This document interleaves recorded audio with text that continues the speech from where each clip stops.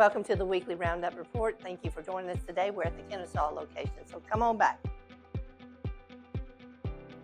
Looks like we got an old school Honda here. So we got a 93 Honda Civic with 320,000 miles on it. The customer came in thinking it needed a motor because the plugs were seized. But we managed to get them out, got new plugs in it, threw on a new vacuum hose, and it's been running like a champ since then. Fantastic story.